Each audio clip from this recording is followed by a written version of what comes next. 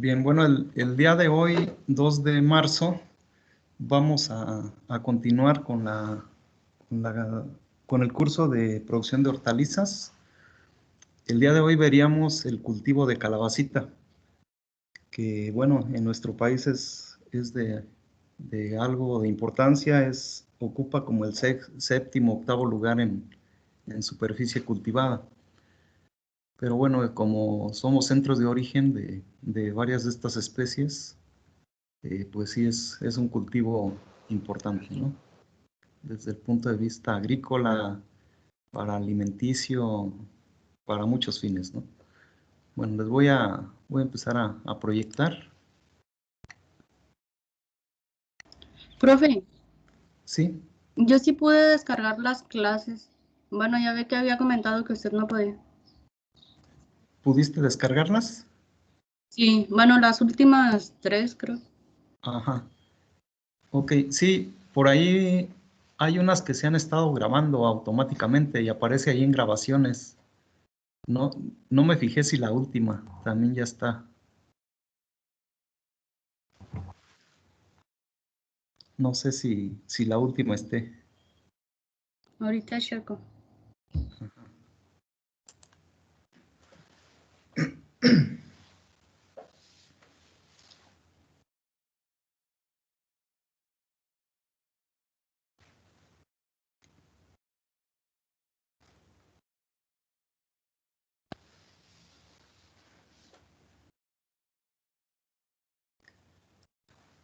Creo que ya debes de estarse proyectando la presentación. No sé si ya la ven.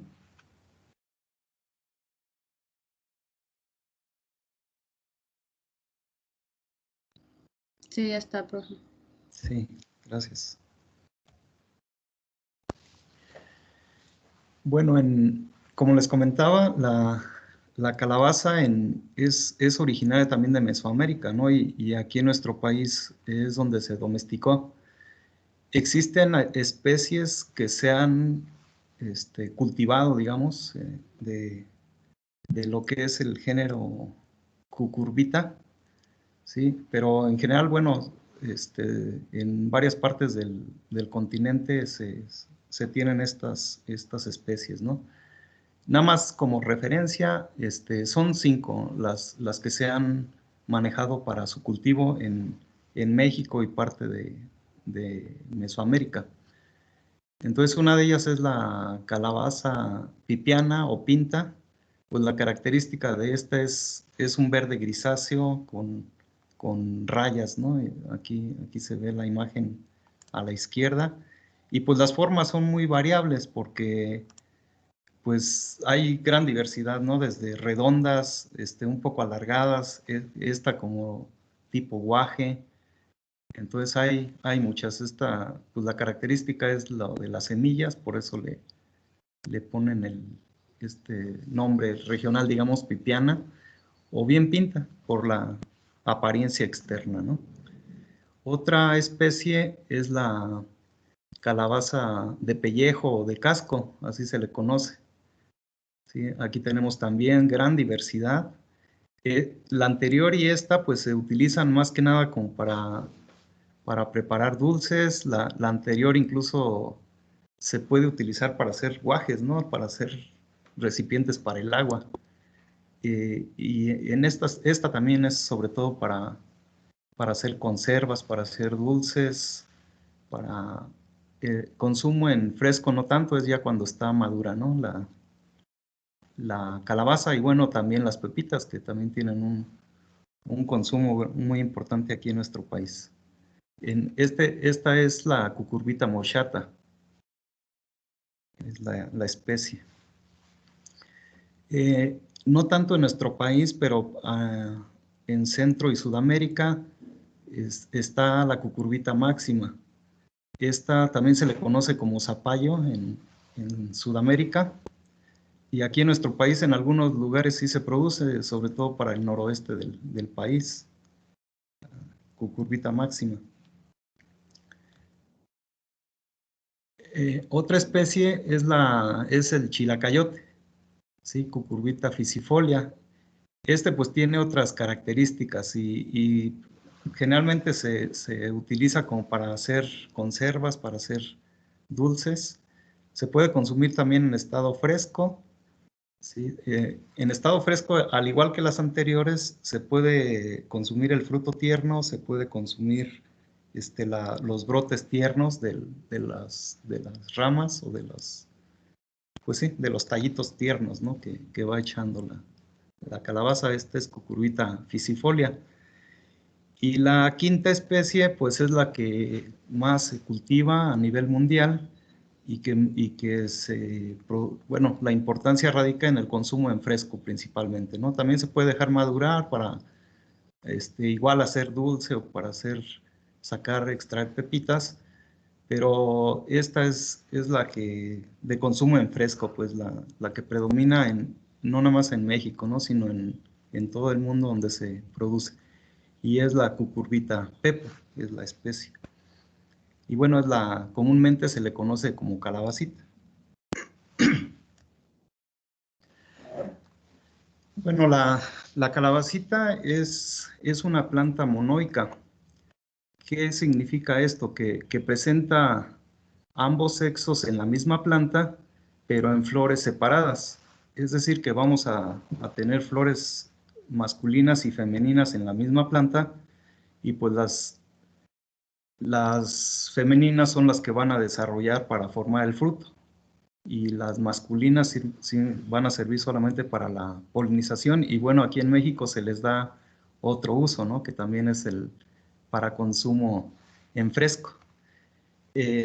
Y bueno, las flores masculinas son las que nosotros, como no van a desarrollar fruto, pues la gente las empezó a consumir, a cortar, para preparar diversos platillos, ¿no? Dentro de ellos quesadillas sin queso, como las que venden aquí en Texcoco.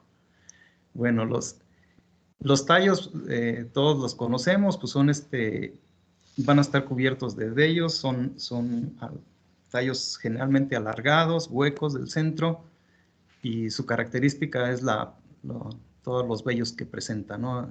En la superficie, al igual que en el en vez de las hojas principalmente, aunque también en el las presenta, ¿no? Los tallos van a ser erectos en las primeras etapas de desarrollo del cultivo, hasta más o menos el tercer corte de frutos. Entonces nosotros como vamos a estar consumiendo el fruto tierno, todos los días se tiene que estar cortando a partir de que ya tienen el tamaño adecuado, ¿no?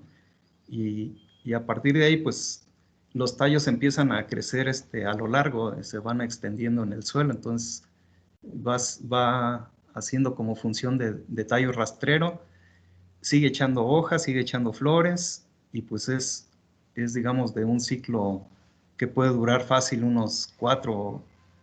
hasta unos 4 meses, ¿no? Desde siembra hasta que ya no produce mucho, ¿no? El fruto es un pepónide, cilíndrico, puede ser alargado o puede ser redondeado, ¿no? Tenemos de los dos tipos, ¿no? De calabacita en la especie pepo. Los frutos alargados se van a cosechar cuando tienen unos 12 centímetros, de 12 a 15, digamos, es para el mercado nacional, es el fruto que se consume o que se pide. Y hay algunas variedades que son para exportación, donde llegamos a tener frutos hasta de 25 centímetros, muy parecidos a un pepino. Ahorita vamos a ver unas imágenes, pero son de un color distinto, ¿no? al que tradicionalmente vemos, que es la rayadita, verde rayadita. Y bueno, los frutos que son redonditos, ahí van a crecer unos 10, 12 centímetros. Pueden crecer más, pero bueno, el momento adecuado para el corte, pues es cuando tiene esos diámetros, ¿no? Entonces, en una misma planta, decíamos, se van a presentar los dos flores con sexos separados. Pues aquí a la izquierda vemos en la imagen el macho, que no va a tener, digamos, el ovario, que sería esta parte de abajo, que va a dar origen al fruto. ¿Sí? Es simplemente el pedicelo o pedúnculo. y ya los pétalos, ¿no? Aquí van a estar las anteras, van a desprender bastante polen. Y bueno, en el caso de las flores femeninas, pues aquí tienen los estigmas aquí arriba, que son los receptores del polen. Generalmente la polinización de este cultivo pues es polinización abierta a través del viento, pero principalmente entomófila, ¿no? Y bueno, esta característica es la que limita un poco, digamos, la producción bajo estructuras de protección. Entonces la calabacita se desarrolla pues muy bien en campo, entonces puede ser una alternativa el ponerla bajo estructuras de protección en invernaderos, pero entonces habría que ayudarle a la polinización, porque dentro del invernadero pues no vamos a tener los insectos que hay en el campo, ¿no?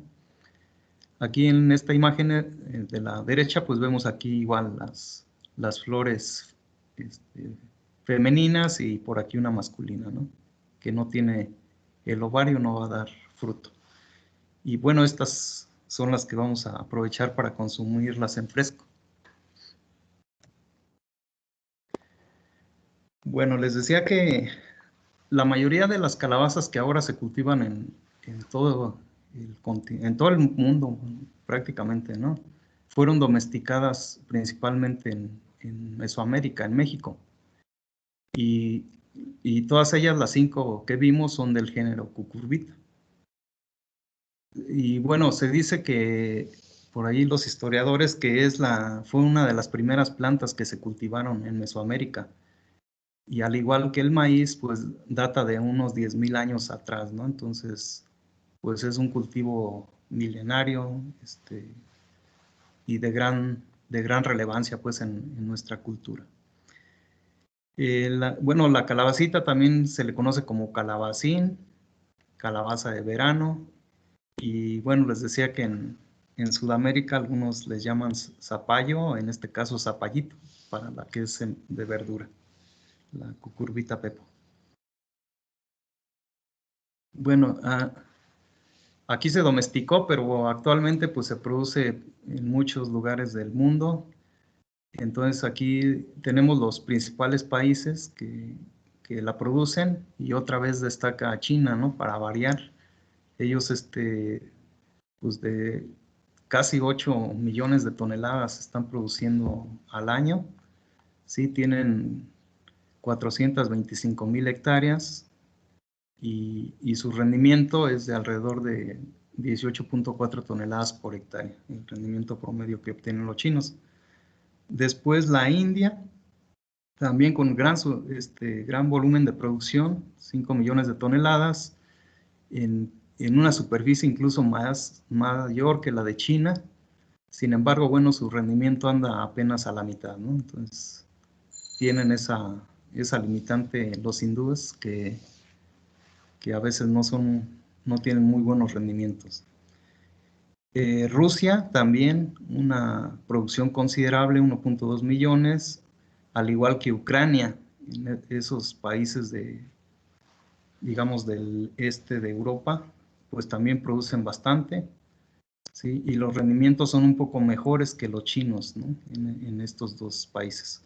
En Estados Unidos seguiría con 1 millón de toneladas, 41,000 hectáreas y el rendimiento también muy bueno, arriba de 24 toneladas.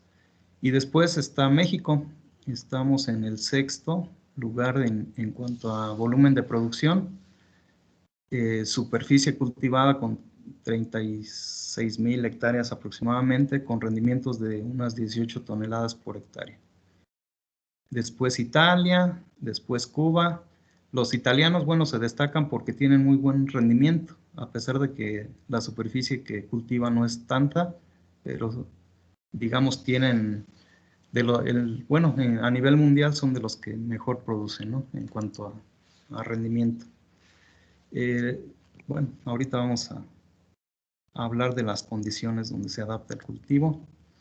Pero aquí en México, ¿cómo ha estado la producción en los últimos años? Vean, de unas 26,000 hectáreas, en el 2018 llegó a crecer hasta 30,000. Por ahí en la diapositiva anterior teníamos un poco más, ¿no? Eso fue por allá como en el 2010, es ese récord, digamos, en cuanto a superficie cultivada.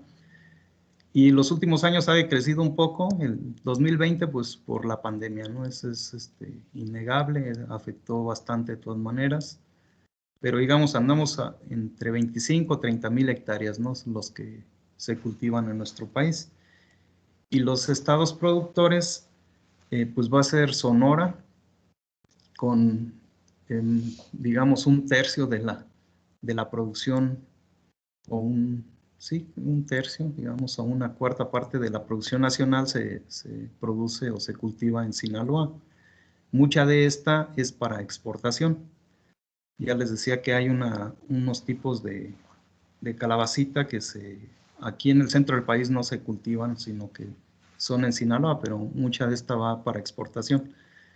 Después sigue Puebla, ¿sí? 3.800 hectáreas, Sinaloa, 3.100, Hidalgo, Michoacán, Morelos, Jalisco, Guanajuato. Son de los principales productores. Esto fue para 2019. En rendimientos, decíamos que la media nacional anda alrededor de 18 toneladas. Aquí está en la barra de la derecha. Y bueno, los principales estados productores, algunos un poco abajo de la media, Guanajuato, Morelos, Puebla. Sin embargo, hay otros que sí tienen producciones ya de 20 toneladas, ¿sí? O un poco más, ¿no? Como el caso de Sinaloa y de Sonora, sí, que son estados donde se tienen muy buenos rendimientos.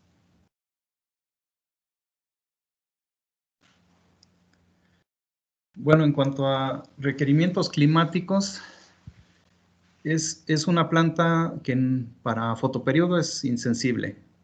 Es decir, que puede florear con días largos, con días cortos, o sea, no hay problema, ¿no? Es simplemente cuando acumula sus días grado o cuando ya tiene ciertos días de que se sembró, bueno, empieza la floración y fructificación. Se comenta que los días con fotoperiodos cortos van a favorecer el desarrollo de flores femeninas. Entonces, si el interés es entonces producir mayor cantidad de frutos, pues nos conviene que entonces haya más flores femeninas que masculinas. En ese sentido, bueno, los fotoperiodos, digamos, en época de invierno, que en nuestro país sería la época donde son un poquito más cortos, pues van a favorecer el desarrollo de esas flores, ¿no? Entonces, de ahí las fechas de siembra pueden estar orientadas hacia esas, bueno, ayuda un poco pues a este criterio, ¿no? La temperatura de desarrollo va a ser desde 16 hasta los 30 grados, con un óptimo de 25, entonces es una planta más o menos exigente en cuanto a temperatura, entonces se puede adaptar desde prácticamente nivel del mar hasta altitudes de 2.000 metros o un poco más incluso, ¿no? Entonces, es casi en todo el país se cultiva. Por ahí encontré un dato de que solamente en Tabasco y en Campeche me parece que eran los únicos estados que no tenían así una producción importante. En todos los demás se cultiva, pues. Y bueno, responde bien a temperaturas cálidas, ¿no? Entonces es un cultivo, digamos, que ocupa de temperaturas un poco elevadas. En cuanto a precipitación, bueno, se puede cultivar, generalmente se cultiva bajo riego, al igual que la mayoría de las hortalizas. Sin embargo, también se puede cultivar en época de lluvias, cuando tengamos algunas precipitaciones de estos niveles, ¿no? De unos 600 a 700 milímetros y que, bueno, que estén más o menos distribuidas a lo largo del periodo de lluvias. Ahí podemos entonces producir también. La humedad, pues no requiere humedades muy altas porque aquí se presentan problemas de fungosis. Las cenicillas son los hongos que pueden atacar a este cultivo. Y bueno, entonces hay que mantenerla no tan alta la humedad relativa, la humedad ambiental, que llegue a lo mucho, si tenemos condiciones controladas, pues a lo mucho a un 70%, 75%. Bueno, la temperatura mínima letal es de 0 grados, pero digamos ya la planta detiene su desarrollo como a los 8 grados. Sin embargo, bueno, no puede seguir sobreviviendo hasta que llega a nivel de congelación, pues ya si tenemos 0 grados, pues ya ahí la planta resulta afectada, ¿no? Por las quemaduras que provocan las heladas. La formación del fruto, cuando tenemos temperaturas de entre 25 y 28 grados, se favorece, ¿no? El desarrollo se da un poco más rápido, tenemos buena nutrición, buen riego, entonces el fruto crece muy rápido. Les comentaba de la cosecha que en ocasiones es necesario estar haciendo cosechas todos los días, porque si lo terciamos y un día dejamos sin cosechar, es posible que los frutos se nos pasen de tamaño, ¿no? Crecen muy rápido en etapas de formación ya del fruto. La germinación, bueno, mínima requiere de 12, la óptima 24 y máxima 38 grados, entonces decíamos es tolerante a las altas temperaturas, ¿no? En cuanto a luz, también es exigente. Entonces se dice que requiere de al menos 8,000 pies bujía para un desarrollo adecuado. De ahí que, bueno, en Sonora, en Sinaloa, en esos estados, que tenemos una irradiancia alta, pues es donde se desarrolla muy bien, ¿no? Incluso por ahí yo vi algún artículo donde señalaban que se podían sacar hasta 70 toneladas en una hectárea con ciertas variedades, ¿no? Que manejan ellos, sobre todo esas que son para exportación de fruto muy largo. Entonces, pues ahí se tienen, en México se tienen buenas condiciones, ¿no? Para esto.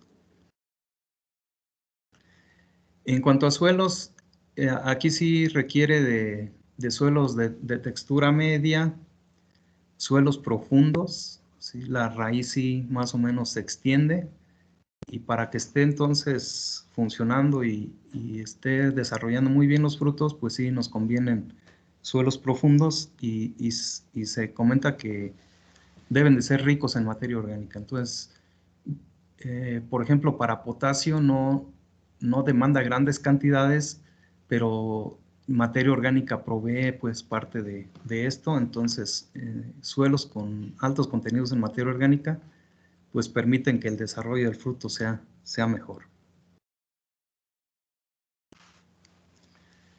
En cuanto a salinidad de los suelos, es poco tolerable. Entonces se dice que máximo 1.3 milimols por centímetro, ¿sí? Ya salinidad o conductividades más altas pueden afectar el desarrollo del fruto, ¿no? Entonces, si tenemos de 1 hasta 1.3 no hay problema. Entonces ahí pueden todavía desarrollar adecuadamente. En cuanto al pH, de neutro a ligeramente ácido, se adapta bien. Y en drenaje sí deben de ser suelos bien drenados, sobre todo porque hay algunas enfermedades o muchas veces el fruto llega a estar en contacto directo con el suelo. Entonces, si nosotros tenemos alta humedad cercano a la planta, se nos pueden pudrir algunos frutos, lo cual pues no es deseable, ¿no? Entonces se requiere que sí tengan un poco de pendiente los terrenos donde se cultiven.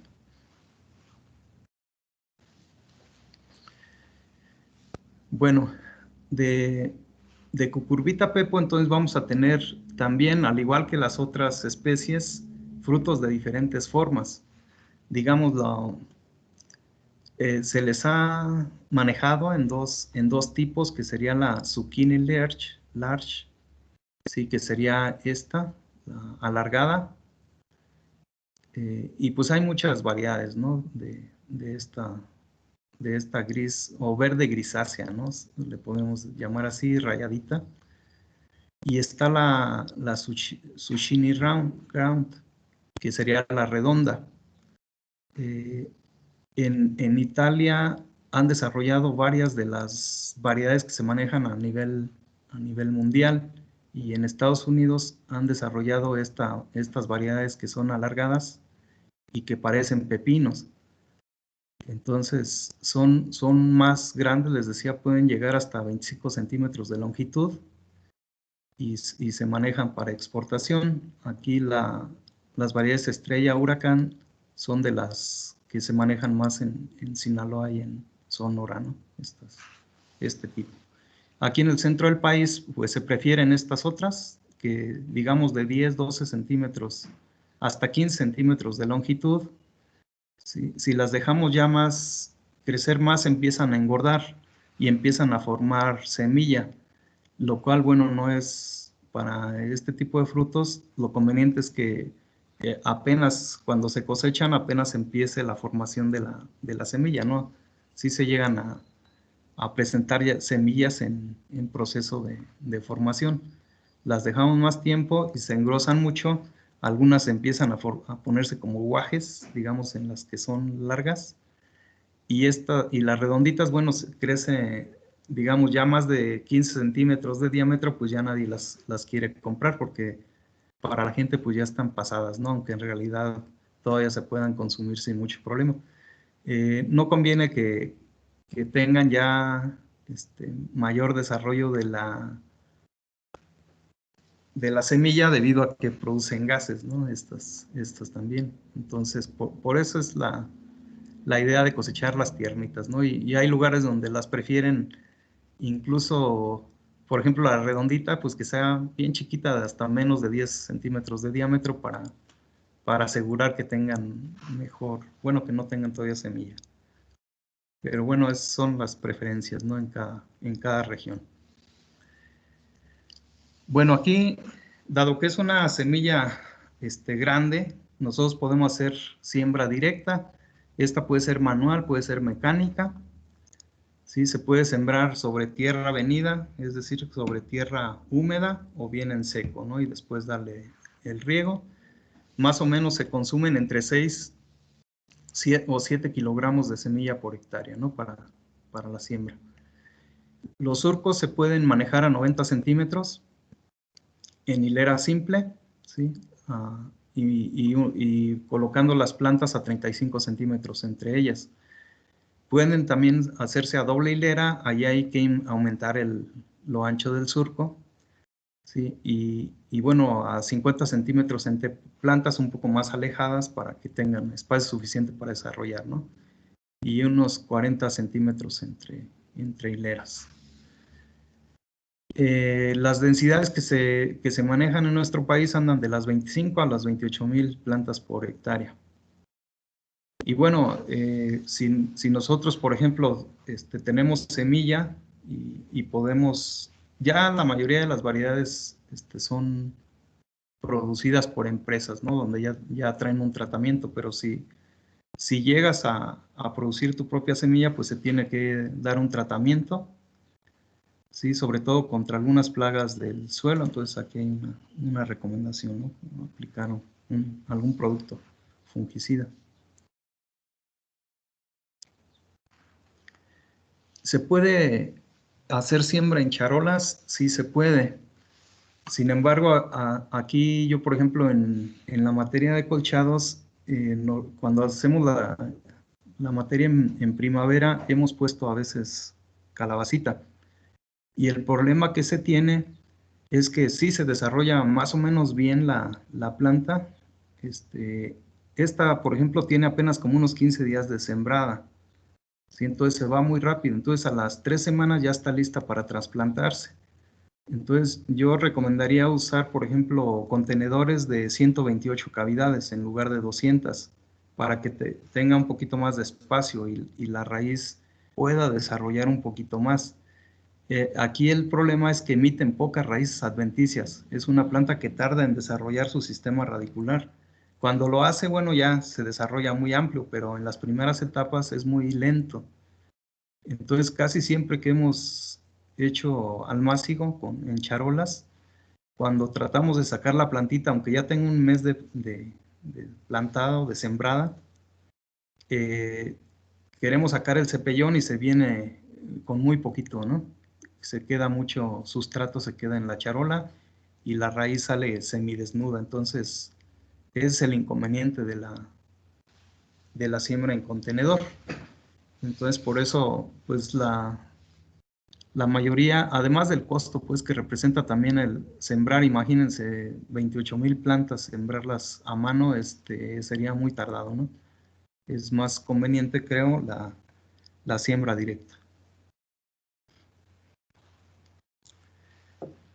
En cuanto a fertilización, la absorción de nitrógeno, esta, digamos, es una recomendación general de la fertilización que se practica en nuestro país. Sin embargo, como veíamos la clase anterior, para las hortalizas, también tú tienes que pensar en cuánta es la cantidad que tienes que producir para diseñar tu plan de fertilización o de nutrición. Las recomendaciones esta por ejemplo es de 90, 60 y 40 me parece, ¿no? Lo que, incluso aquí dice que hasta puedes obviar el potasio, ¿no? Entonces con 90, 60, pero ¿para qué rendimiento, no? Entonces con esto pues apenas alcanzarás el rendimiento promedio nacional. Entonces en función de lo que tú quieras obtener, pues sería la cantidad de fertilizante emplear. Ahí se tendría que hacer el análisis y bueno, una serie de factores que hay que considerar para hacer un plan de nutrición más completo, ¿no? Les decía que por ahí encontré un artículo donde en Sonora, me parece que era, o en Sinaloa, no recuerdo qué estado, estaban sacando casi 80 toneladas de calabacita. Pero obviamente las unidades que le metían, por ejemplo, en nitrógeno andaba arriba de las 200 unidades, en fósforo andaba en 100, en potasio andaba en 250. Entonces, estos frutos que de repente crecen así muy rápido de un día para otro, demandan potasio, ¿sí? para ese desarrollo. Entonces, sí hay que considerarlo, pues. O sea, estas recomendaciones generales, pues no, a veces no funcionan tan bien, ¿no? Al menos que nos queramos conformar con poquita producción. Bueno, el riego por goteo se puede estar haciendo, riego por goteo, hay que hacer láminas ligeras y riegos frecuentes. Entonces recuerden que necesitamos no tener mucha humedad en el ambiente de la planta ahí cercana a donde están los frutos para evitar que esto se dañe, ¿no? Se pudran, para evitar algunos hongos. Bueno, la fertilización pues también puede ser a través del sistema de riego, entonces es también más recomendable, ¿no? Que hacerla de fondo. Cuando se hace de fondo, también hay que tratar de dividir, o sea, aunque sean 90, 60, a lo mejor el fósforo sí aplicarlo todo, pero el nitrógeno hay que dividirlo en 2 o 3 aplicaciones, ¿no? A lo largo del cultivo. Y bueno, ahí también a través del riego podemos aplicar algunos fungicidas, ¿no? Decía la lámina anterior. Bueno, en cuanto a prácticas culturales, se pueden realizar escardas. Aquí se recomienda hacer la primera apenas la planta haya alcanzado unos 10 centímetros de altura. Y el resto dice cuando sea necesario o cuando se pueda meter todavía la maquinaria. Ya va a llegar un momento en que la planta ya crece tanto de que ya dañarías mucho la planta, ¿no? Si metes la maquinaria para aplicar o para hacer alguno de estos labores. Entonces va a ser, digamos, en los primeros 40 días de desarrollo del cultivo es cuando estaríamos haciendo estas labores. Para evitar también muchos pasos de maquinaria, pues se pueden aplicar herbicidas, pero estos deben ser en preemergentes, debido a que, bueno, no hay herbicidas selectivos para la calabacita. Generalmente si pasa un poco de herbicida cerca, se van a dañar muy fácil, ¿no? Entonces tendrían que ser todos en preemergencia. Y bueno, aquí hay algunos de los productos que se pueden utilizar. La polinización. Les decía que en el caso de la calabacita, la polinización es principalmente entomófila, también por el viento, pero esta no es tan confiable, pues más bien es a través de los insectos. Y aquí hay una situación, por ejemplo, con las abejas son de las principales polinizadoras, ¿no? Pero pues existen muchos otros insectos que andan a campo abierto que también van a ayudar a este proceso. La calabaza produce demasiado polen, entonces es muy fácil, ¿no? Hacer la polinización. Los estigmas de las plantas, de las flores hembras son muy receptivos, son muy grandes, entonces la polinización se logra fácilmente, ¿no? Entonces se recomienda colocar colmenas, pueden ser de abejas o abejorros, de 6 a 8 colmenas alrededor del predio, ¿no? Por hectárea. Y bueno, hay que colocarlas cuando se presente la apertura floral, que bueno, son desde alrededor de los 40 días después de la siembra. Y bueno, pues, no químicos, sino las podas se puede manejar y sería conveniente porque permiten la ventilación. Muchas de las hojas iniciales empiezan ya a cenecer o se van haciendo viejas.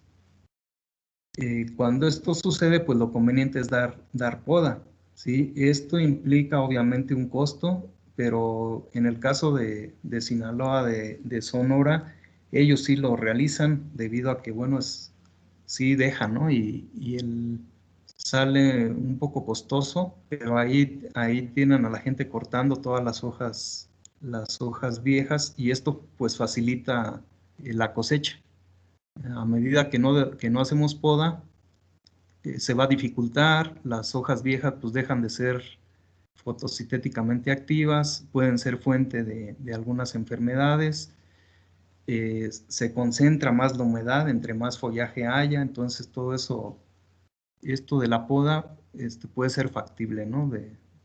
Otra vez hay que echarle números y si es conveniente, si estamos vendiendo a buen precio, entonces sí hacerlo, si no, pues no tendría mucho sentido, ¿no? Bueno, plagas y enfermedades. En plagas va a haber entonces pulgones,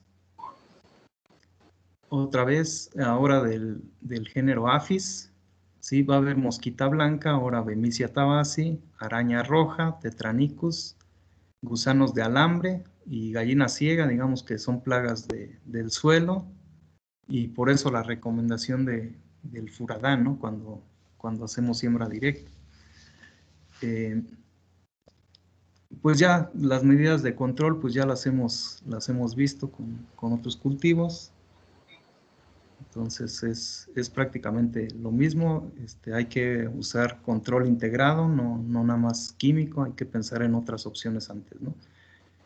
En cuanto a enfermedades, aquí van a haber dos principales.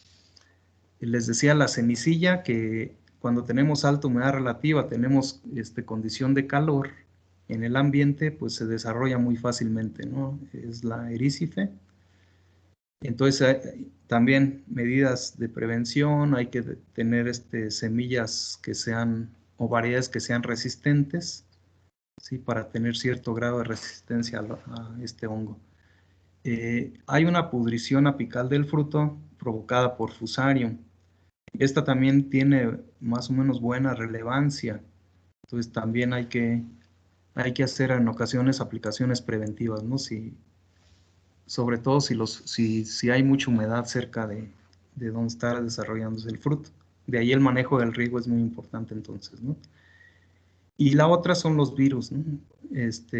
Va a haber virosis provocadas por los áfidos, por los pulgones, ¿sí? Y estos buenos van a ser plantas deformes, hojas deformes, van a presentar mosaicos y muchas veces puede haber aborto de fruto cuando tenemos problemas de virus. Bueno, ahí tenemos cenicilla. Entonces decíamos, si la condición de humedad es alta, por el calor que se genera, entonces se desarrolla muy rápido y ya este nivel es muy difícil de controlarlo. Vamos a ver los daños principalmente en los tallos. Ahí se manifiestan ya las esporulaciones del hongo. ¿Sí? Entonces, cuando detectemos en el follaje, a veces no se distingue tanto, salvo por el cambio de coloración. Pero digamos, si empezamos a ver un poquito de micelio, pues hay que hacer aplicaciones, ahí no queda otra, ¿no? O bien tratar de bajar la humedad cercano aquí a los tallos. Entonces podemos hacer podas. Plantas ya así completamente enfermas, pues hay que eliminarlas, ¿no? Para que no sigan diseminando el patógeno. Pudriciones por fusarium. Entonces, cuando el fruto está desarrollando, en ocasiones no ha llegado al tamaño pues correcto y empiezan a pudrirse del ápice. Una pregunta, profe. Sí. Mire, cuando se hace la poda, ¿a qué altura se debe de hacer? Porque en un inicio pues, aparecen los primeros síntomas en la parte de la hoja, y luego posteriormente ya se va pasando a la parte del tallo de la hoja, al pedúnculo de la hoja. Mi pregunta es, cuando se hace la poda, ¿tiene que ser a ras del tallo o se debe dejar ligeramente arriba? Ok, bueno, miren, cuando tenemos ya una planta, ya les digo, con un daño así muy fuerte, ya lo que conviene es quitarla toda, ¿no? Toda la planta. Sí, cuando tenemos que hacer una aplicación preventiva, pues hay que estar monitoreando constantemente el cultivo. Y si vemos las primeras esporulaciones, pues inmediatamente hacer aplicación química, ahí no queda otra, ¿no? Más bien para prevenir son las medidas culturales, pues donde podemos, sobre todo es con manejo del riego, ¿sí? Evitar riegos muy pesados que provoquen mucha humedad cercana aquí a donde está el tallo principal, ¿no? De la planta. Si empiezan los síntomas, digamos, sí podemos podar las hojas, pero la poda de la hoja, les decía que imagínense, si tenemos la cenicilla y le podamos, ¿qué vamos a ocasionar? Pues que el hongo penetre más fácil, ¿no? Y se mantenga ahí, en la planta, porque estamos dañando el tejido. Entonces, las enfermedades muchas veces, su desarrollo se da debido al daño físico que tiene el tejido, o algún tejido de la planta, y por ahí penetra el hongo, ¿no? Entonces, si vamos a hacer poda, es cuando no tenemos la enfermedad. Ya a un grado de avance como hay que quitar toda la planta. Pero imagínense, si todo el cultivo está así, pues ahí tratarías de hacer una aplicación química y a ver si lo controlas, ¿no? Eso es el problema. Y ya tendrías que, pues a lo mejor estar haciendo más de una aplicación, hacer 2 o 3 aplicaciones y con diferente producto, pues para que que no se vaya creando resistencia. Más bien la poda es para ayudar a la ventilación y para evitar que vaya a haber un problema de enfermedad más adelante. El uso de variedades resistentes, les decía, también puede ser una opción. Entonces hay que buscar híbridos que tengan resistencia a ciertas enfermedades como esta, ¿no? Pero sí, ya al tenerlo así como aquí como esta imagen, pues ya es difícil controlarlo. Ya yo no recomendaría hacer poda, obviamente, ¿no? Porque si no, más lo disemino.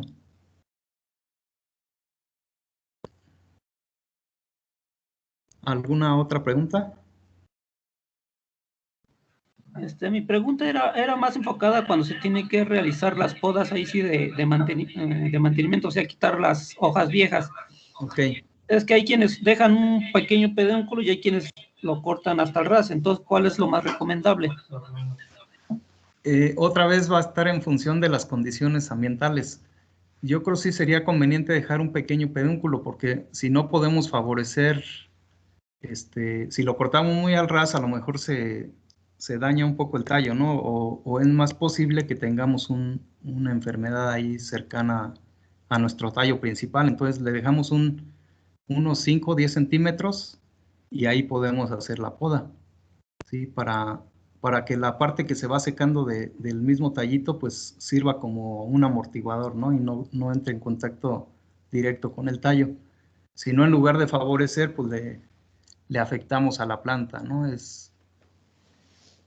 Pero también va a depender otra vez de las condiciones ambientales, ¿no? Por eso puede ser que algunos sí le corten al ras. Y nada más que también cortarle al ras implica más trabajo, se aumenta la mano de obra, tienes que hacerlo con mucho más cuidado, y te vas a tardar más, ¿no? En cambio, le dejas unos centímetros y bueno, es un poco más rápido, ¿no? Ahí se tiene que estar utilizando tijeras, sí, tijeras para podar, ¿no? E irlas desinfectando así constantemente.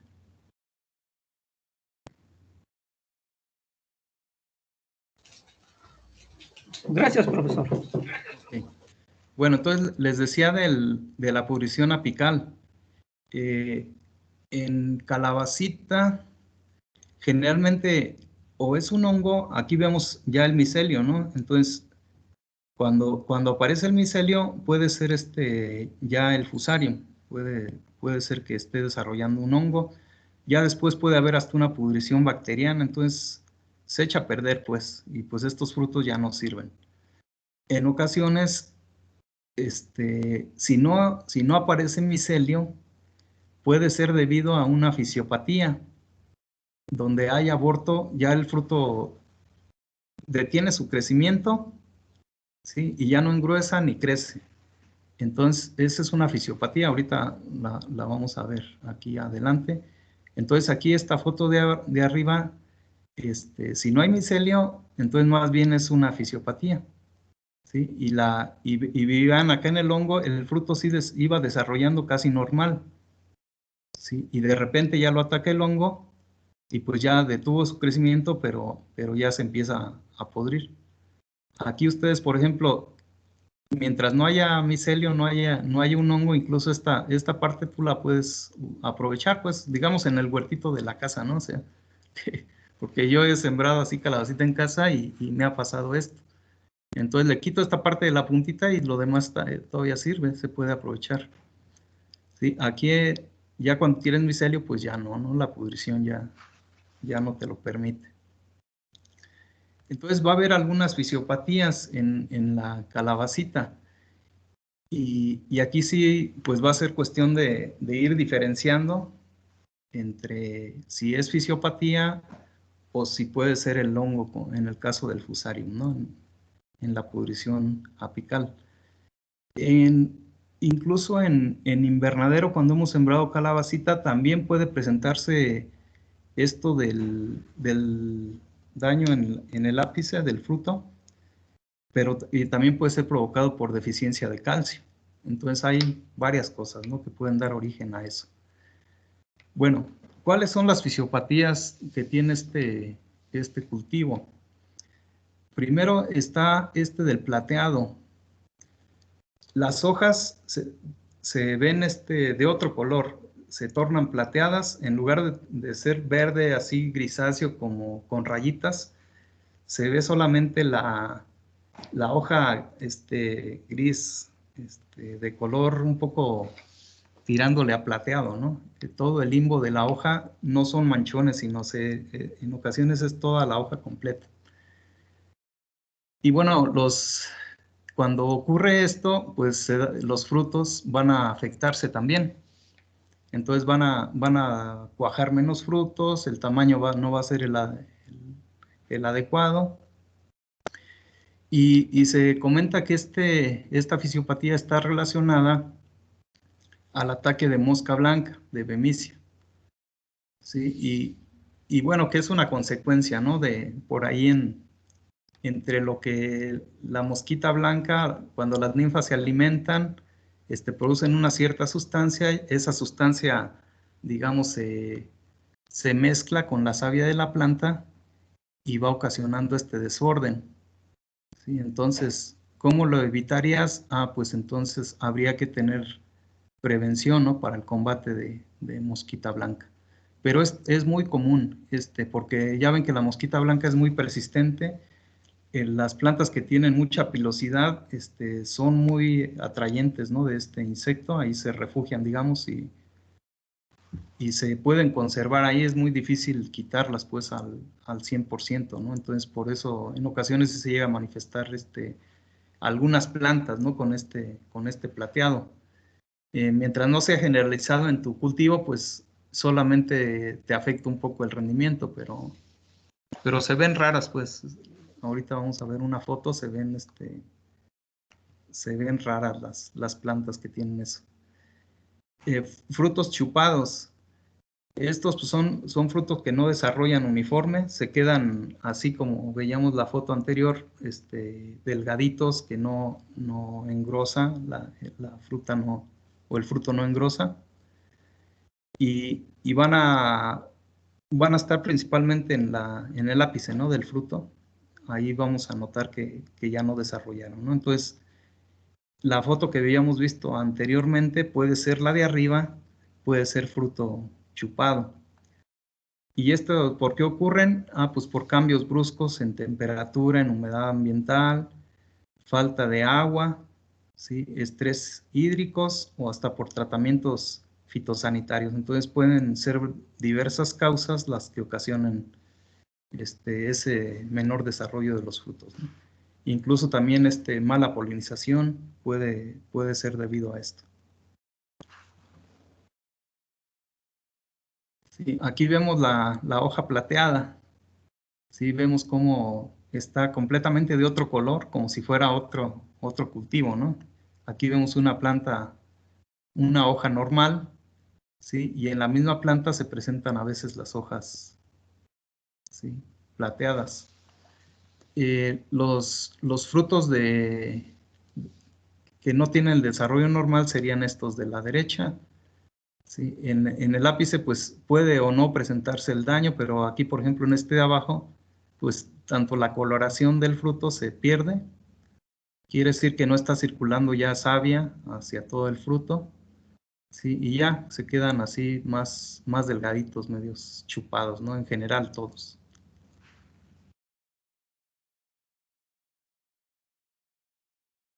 Hay otros que les conocen como frutos ennieblados, que serían aquellos que tienen el ápice también dañado, ¿no?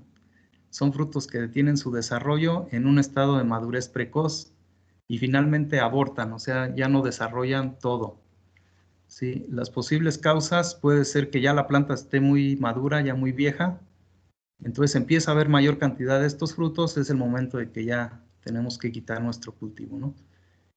Puede ser falta de vigor vegetativo o también por tratamientos fitosanitarios si es que el cultivo no va muy avanzado en cuanto a la época de siembra y cosecha, ¿no?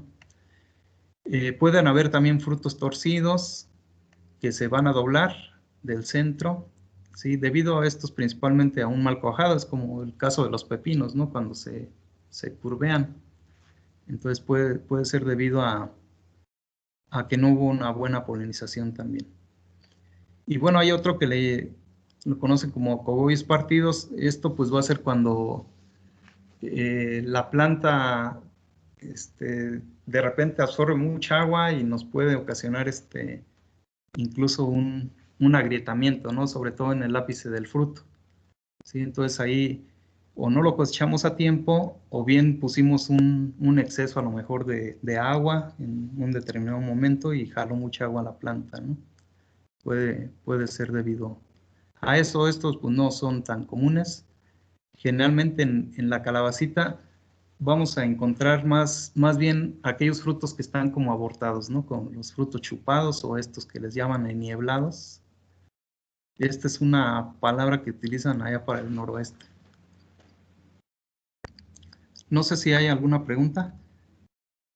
Aquí vemos algunos frutos que bueno, tienen esa característica, les decía, no hay buena polinización, o bien la planta ya está agotada, y ya igual que el pepino, si han visto algunos pepinos que tienen esa forma, ¿no?, de que como una jota, y acá pues ya no desarrolló el fruto, todo el ápice del fruto se queda más chiquito.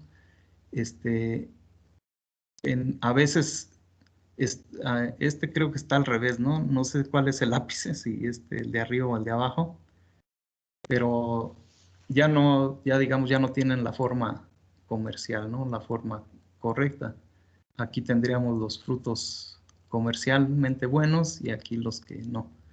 Cuando se nos pasa el corte, bueno, crecen demasiado los frutos y les digo, estas variedades, como las que manejan en Sinaloa, en Sonora, de un verde intenso, parecen pepinos. Entonces, este parece un pepino, ¿no?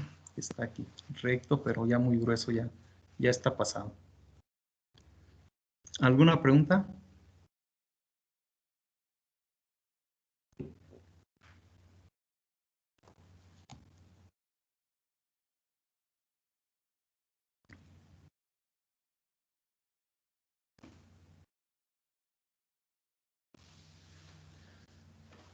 Bueno, la cosecha. Les decía, empieza la floración y el fruto va a crecer rápido. A veces de que florea, digamos, en menos de 4 días, dependiendo de las condiciones ambientales, pues ya el fruto va a estar bueno, ¿no? Entonces, vamos a iniciar la cosecha entre los 45 y 50 días en temporada de verano, y para algunas regiones donde incluso por ejemplo, en Mexicali, pueden hacer 2 ciclos al año, uno en primavera-verano y otro en otoño-invierno. En otoño-invierno, pues por el frío se retrasa un poco, digamos, la cosecha, pero también se logra en este tiempo, ¿no? Les decía, hay que cosechar prácticamente diario.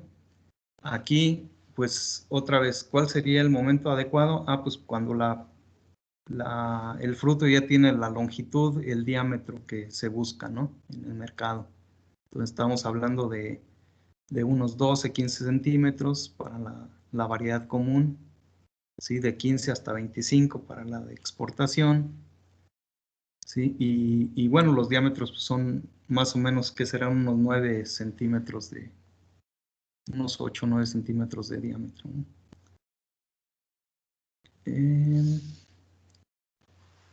Si no hacemos la cosecha, pues se nos van a pasar y puede haber hasta una pérdida del 25%. O sí los podemos cosechar, pero pues ya nos va a poner el comprador peros, ¿no? A ese fruto que ya está un poco grande. El aprovechamiento de la flor también genera ingresos significativos. Sí, aquí en el centro del país, pues ya saben, el consumo de flores es importante y llega a veces un manojito de unas 10, 12 florecitas, pues nos lo venden a 10 pesos, ¿no? Entonces puede ser también un ingreso, digamos, cuando nuestra superficie no es muy amplia, ¿no? Y bueno, el manejo hay que hacerlo con mucho cuidado. Tenemos que hacer el corte con navaja, dejándole un poquito del pedúnculo al fruto para que cuando se vende en el mercado el comerciante pueda quitarle o retirarle otro pedacito, ¿no? Y se conserve o se vea el producto un poco más fresco. Entonces esos pues ya son artimañas que agarra la gente pues para bueno, comercializar, digamos, a un día o 2 días después, ¿no? Hay que procurar no dañar el fruto no se tiene que lavar, sino el mismo polvito que trae de campo, todos los tricomas, porque también tiene un poco de tricomas, todos esos ayudan a que la vida post cosecha sea mayor. Entonces, al menos que el fruto se te enlode, por ejemplo, si hay algo de lodo, pues ahí sí tendrías que lavarlo y tratar de secarlo, ¿no? Antes de ponerlo en las cajas.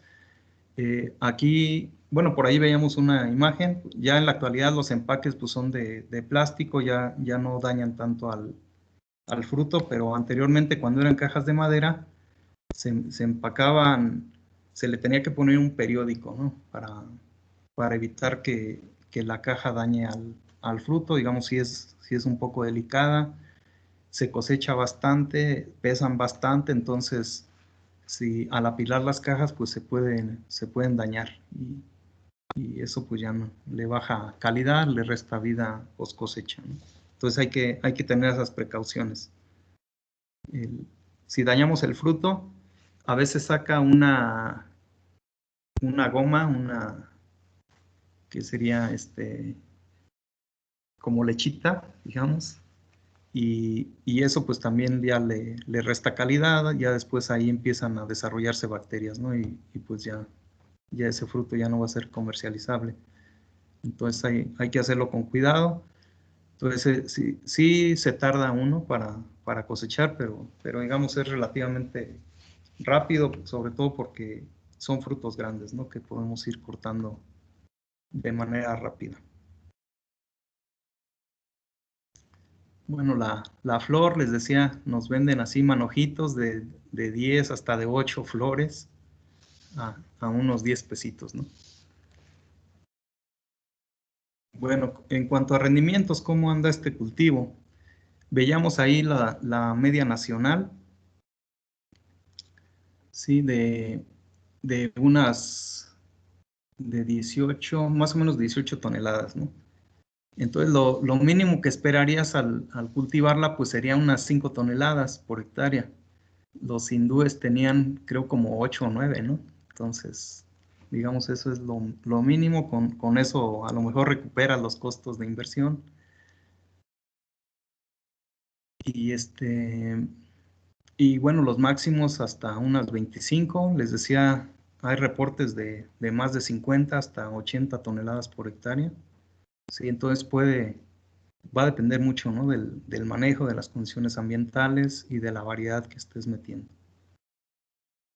Sí, los costos de producción, digamos, no son tan altos, son de ciclos relativamente cortos, entonces puedes estar cosechando durante unos 40 días, ¿no?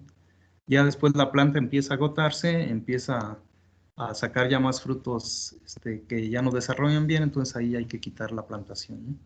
Entonces, podemos durar de 10 hasta, bueno, la cosecha va desde los 10 hasta los 40 días después de que empieza la producción de flor. Y si esta se empieza a los 40 o 50 días, quiere decir que el ciclo puede ser de 90 días, un ciclo de este cultivo.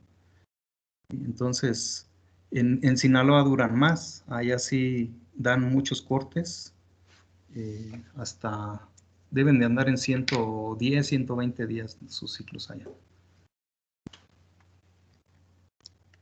¿Alguna pregunta? Creo que ya es la última.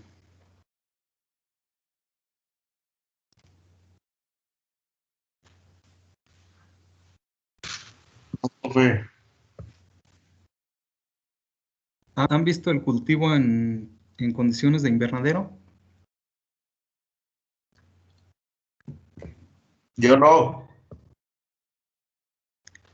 Yo lo vi un tiempo, pero en La Serona, hace como unos 4 o 5 años. Ok. Bueno, ¿qué sucede en el invernadero?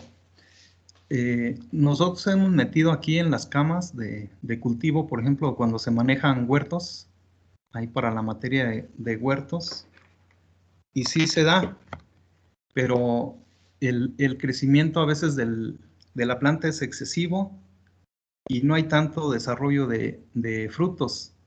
En parte les digo porque mucha de la polinización de este cultivo es entomófila y pues dentro de un invernadero pues no vamos a tener insectos, ¿no? Si metemos abejorros ayudaría a la polinización, pero normalmente nosotros en nuestras prácticas no lo hacemos, ¿no? Entonces una limitante para el cultivo bajo condiciones de invernadero pues es que tendríamos que meter polinizadores o tendríamos que buscar alguna variedad que digamos produzca frutos sin necesidad de la polinización, ¿no? O algunos híbridos, me parece que sí los hay, ¿no? Entonces, con eso garantizaríamos mejor rendimiento. Y bueno, el crecimiento de la planta, les digo, se da muy grande, o sea, de repente tenemos unas hojotas gigantes adentro de la cama, entonces una sola planta, normalmente la metemos a 2 hileras en una cama de 1 metro de ancho.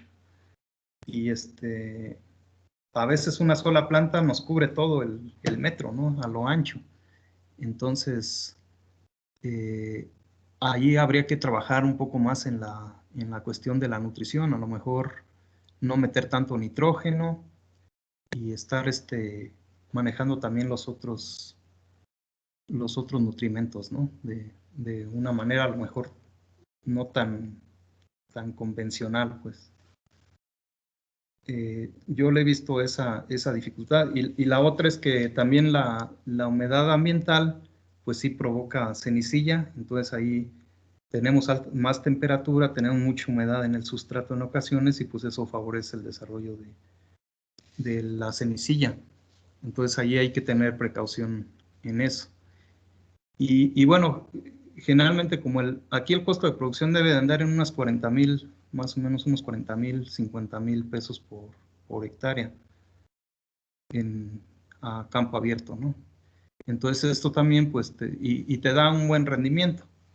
Si vendes a buen precio, pues estás sacando más que lo que pudieras sacar en el invernadero. Aquí el beneficio del invernadero, ¿en qué te lo pudiera garantizar?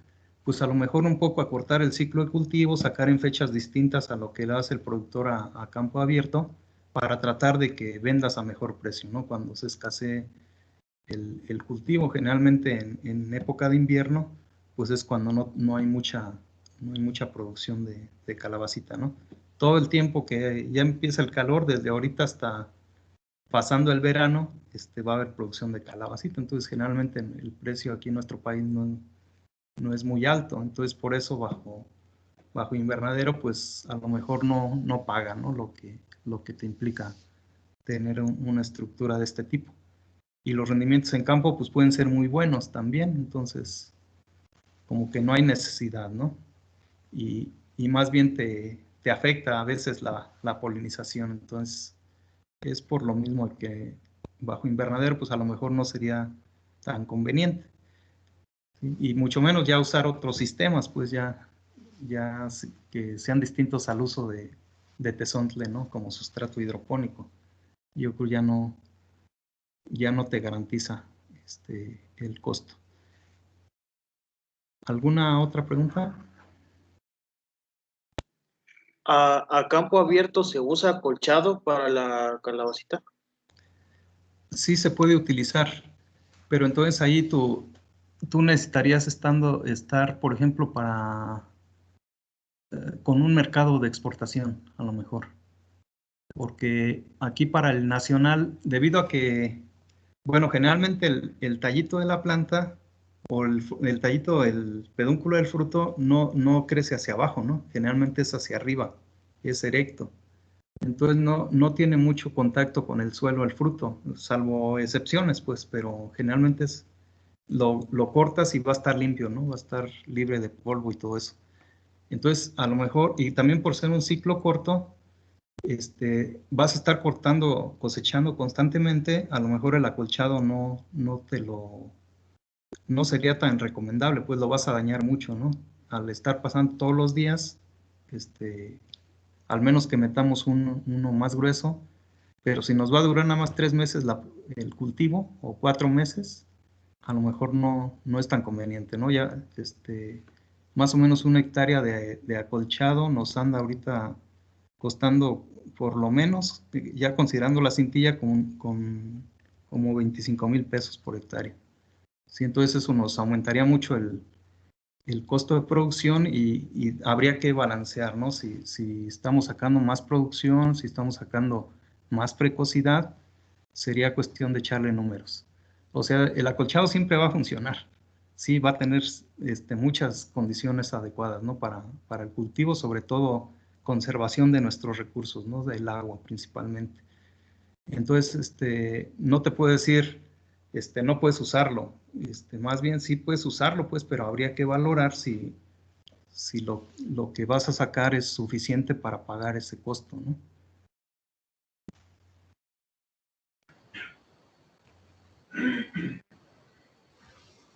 ¿Sí? ¿Alguna otra pregunta? Profe, Sí. ¿han hecho pruebas en sustrato? ¿Con calabacita? Sí. Sí, hemos hecho pruebas, ¿en qué sentido? Por ejemplo, para valorar el desarrollo, por ejemplo, en tezontle o en tepojal, o inclusive en No, fibra de coco. no se han hecho estudios. Aquí nosotros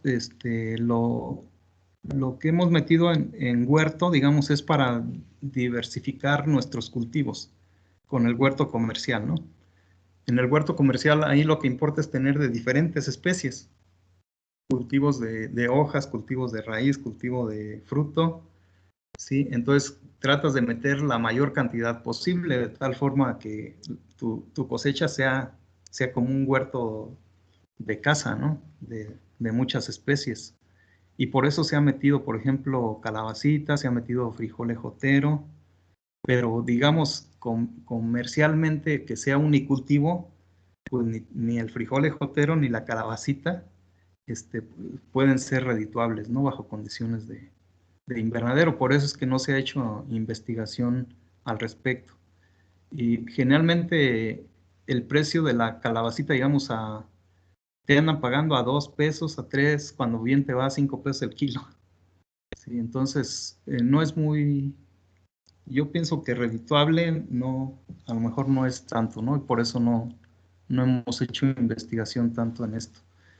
Sin embargo, bueno, para otros fines, por ejemplo, con el doctor Clemente, él ha hecho bueno, aunque inició en campo, él ya después empezó a meter algunas variedades, pero de las que fue obteniendo, por mejoramiento ya las fue incrementando ahí en los invernaderos, pero digamos de manera comercial no creo que sea tan viable, pues. Y por lo mismo, pues no hemos hecho mucha investigación en ese sentido.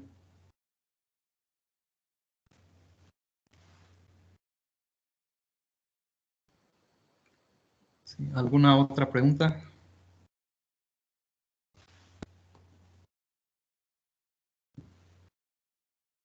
Profe, yo tengo una nada más respecto a las exposiciones. ¿Cuándo Sí. empieza? Es que yo soy el primer equipo, me parece. Ok. A ver, nos falta ver brócoli, col, coliflor. Esas, digamos, a lo mejor las vemos en la siguiente clase. O vemos 2 y dejo uno para ver con cilantro. Y me parece que ya es todo. Entonces estoy hablando de 2 semanas, ¿no? O más bien otras 2 clases. Sí, yo les había comentado que a mediados de marzo. A ver, déjame checar las fechas. Sí, ahorita estamos a 2. El jueves, el 9, yo estaría terminando. Entonces puede ser yo creo lo vamos a dejar para el 16. Si les parece, el 16 se expone un grupo y el 18 el otro. O sea, sería de hoy en 15 días.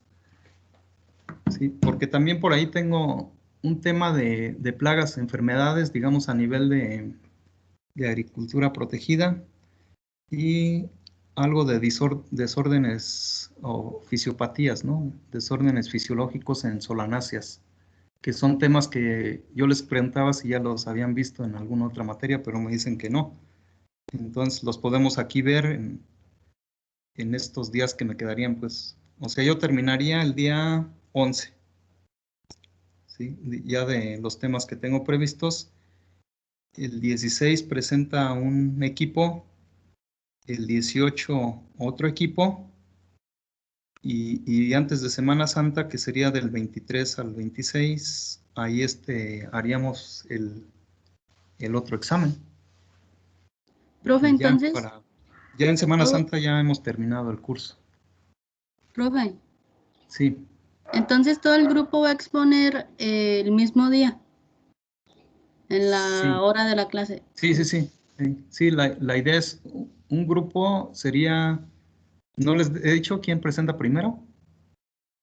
Sí, sí, ya. Ok. Por ejemplo, entonces a nosotros nos tocó plagas y enfermedades, ¿tenemos que reducirlo y no explayarnos tanto? Sí, sí, hay que, o sea, más o menos consideren, ¿cuántos temas? Son 5 equipos, ¿no? Si tenemos hora y media, ¿de cuánto tiempo nos toca cada equipo? Serían 90 minutos entre 5.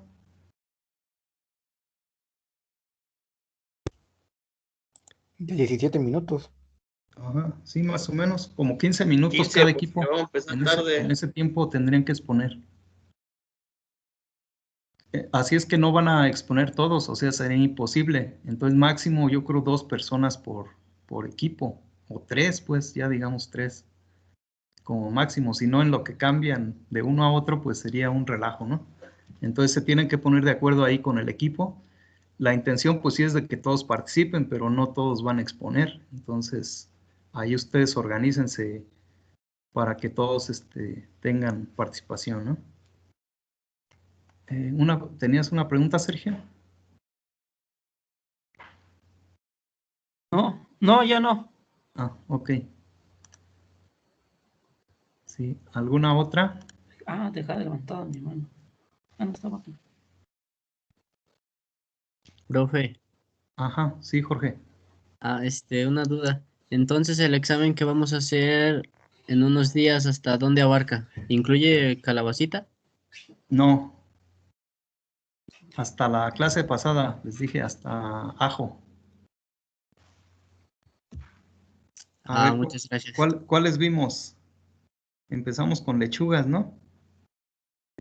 Después vimos tomate de cáscara, Tomate, cebolla, cebolla y cebollín y cebollín y ajo, ¿no? ajo. Serían, ajá, 5. serían esos.